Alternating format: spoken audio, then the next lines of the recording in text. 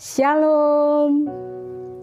Bersama saya Pendeta Herlina Neti Wayoi Lois, SPDK Emis. Hari ini saya bersyukur kepada Tuhan karena saya dapat membagikan kebenaran firman Tuhan kepada Bapak Ibu, saudara-saudari sekalian, teristimewa pemirsa Klavos Sukacita.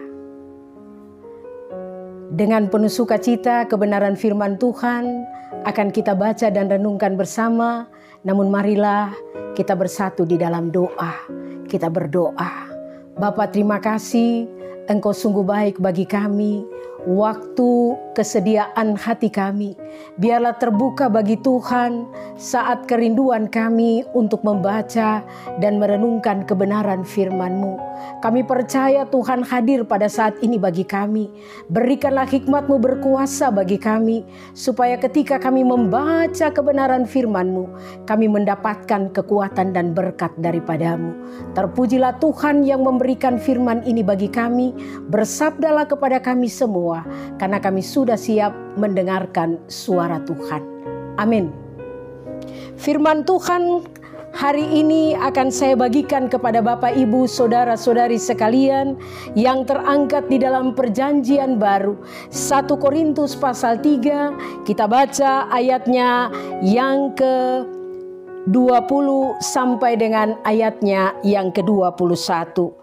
Bapak dan Ibu, saudara-saudariku yang terkasih, saya percaya ketika hari ini kita punya kerinduan yang sangat untuk membaca kebenaran firman Tuhan, maka marilah kita bersama-sama akan membacakan kebenaran firman ini. Biarlah saya membacakan firman ini kepada Bapak Ibu saudara sekalian yang terangkat dalam 1 Korintus pasal 3 ayat 21 sampai ayat 20 sampai dengan ayatnya yang ke-21. Dengan demikian bunyinya, dasar dan bangunan. Ayatnya yang ke-20 dan 21. Dan di tempat lain, Tuhan mengetahui rancangan-rancangan orang berhikmat, sesungguhnya semuanya sia-sia belaka. Karena itu, janganlah ada orang yang memegahkan dirinya atas manusia, sebab segala sesuatu adalah milikmu. Demikianlah firman Tuhan bagi kita sekalian, dan tema renungan kita untuk hari ini, bermegah di dalam Tuhan. Bapak, Ibu, saudara-saudara pemirsa Klavos Sukacita, tema renungan kita dikatakan bermegah di dalam Tuhan. Orang yang bermegah di dalam Tuhan adalah orang-orang yang merasakan bagaimana pimpinan dan tuntunan tangan Tuhan, dan orang yang mau berjalan melangkah dalam kasih dan juga kehendak Tuhan. Pembacaan firman Tuhan yang terambil dalam 1 Korintus 3 ayat 20 sampai dengan ayatnya yang ke-21 adalah bagian keseluruhan dalam satu perikop yang kalau kita membacakan 1 Korintus pasal 3 ayat 10 sampai dengan ayatnya yang ke-23 dengan perikop adalah dasar dan bangunan. Sehingga kalau kita melihat saudara-saudaraku yang kekasih dalam Tuhan, dalam bagian firman Paulus hendak menjelaskan kepada kita, pertama kalau kita memperhatikan ayat 10 sampai dengan ayatnya yang ke-17 adalah menyatakan sebuah pelayanan atau pelayan di dalam gereja yang harus beralas pada dasar dan juga pondasi yang kuat. Dan Yesus Kristus adalah pondasi yang kuat.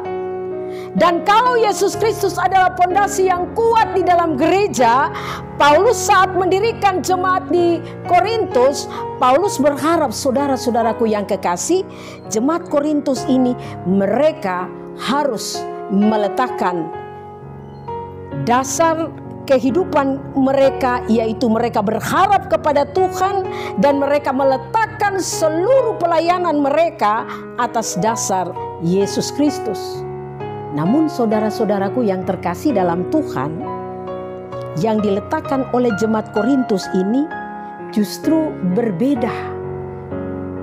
Yakni saudaraku yang kekasih, jemaat Korintus ini masih hidup di dalam kesombongan.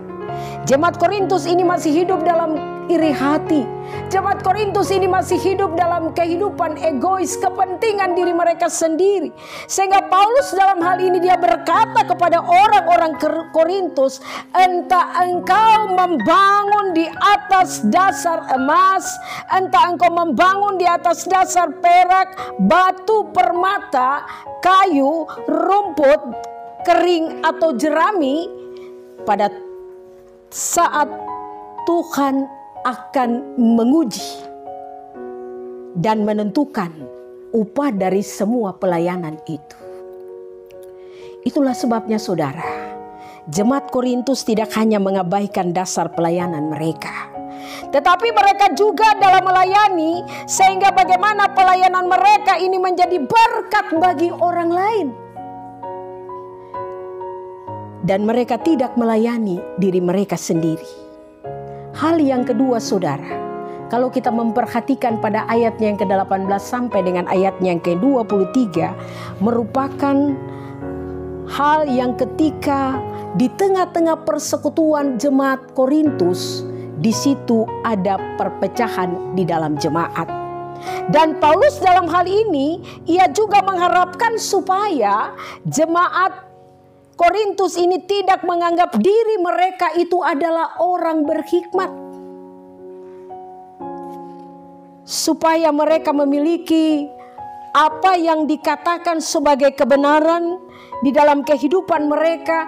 Teristimewa saudaraku yang kekasih dalam Tuhan, dalam golongan kepemimpinan yang ada jemaat Korintus yang mereka berpihak pada Paulus, berpihak kepada Apolos pada saat itu, sehingga dari kepemimpinan yang ada ini saudara, di tengah-tengah kehidupan yang ada, Paulus juga mau menyatakan kepada mereka. Kalau kita memperhatikan ayatnya yang ke-18 saudara, dikatakan demikian, jangan ada orang yang menipu dirinya sendiri. Jika ada di antara kamu yang menyangka dirinya berhikmat menurut dunia ini, biarlah ia menjadi bodoh supaya ia berhikmat. Larangan yang dinyatakan oleh Rasul Paulus adalah supaya jemaat Korintus tidak memegahkan diri pada manusia. Artinya jemaat Korintus tidak memegahkan diri karena pemimpinnya, tetapi bagaimana jemaat Korintus memegahkan diri karena adanya Kristus. Mereka percaya kepada Kristus. Sehingga saudara-saudaraku yang kekasih, jangan ada orang yang memegahkan diri atas manusia. Tujuan dari Paulus saudaraku yang kekasih adalah mengapa? Karena orang-orang Korintus ini mereka harus membanggakan para pemimpin rohani mereka. Seperti yang dinyatakan kalau kita lihat pada ayatnya yang ke-22a.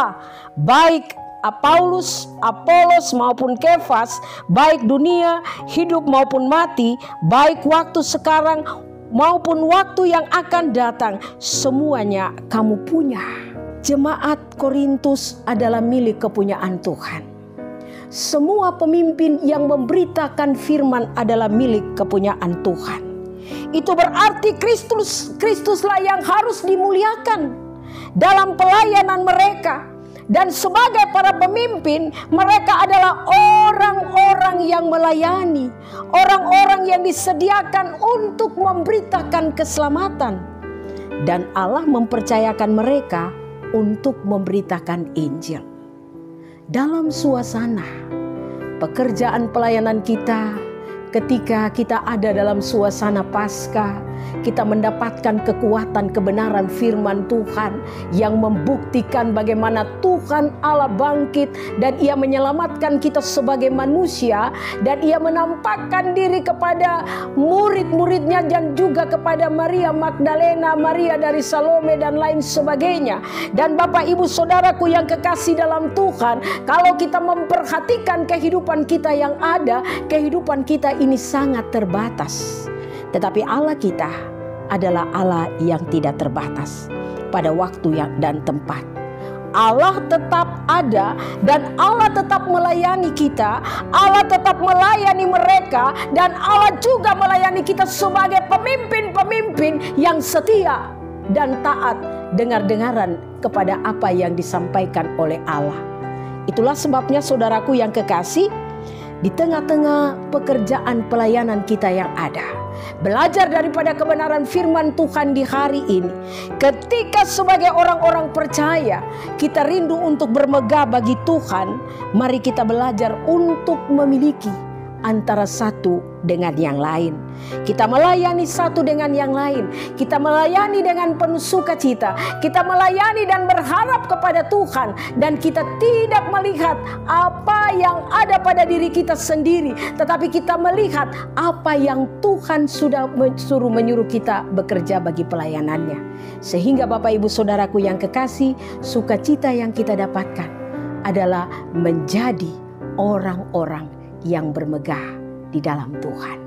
Amin bagi kita yang mendengarkan firman, yang melakukan kebenaran firman di dalam hidup hari lepas hari. Mari kita berdoa. Tuhan, terima kasih, Engkau sungguh baik bagi kami.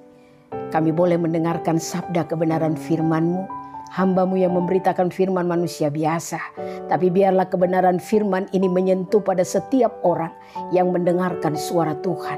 Biarlah kami tetap hidup dan bermegah di dalam Tuhan, karena Engkau adalah kekuatan hidup kami. Terpujilah Engkau Tuhan, di dalam nama Tuhan Yesus kami berdoa dan memohon. Amin. Shalom.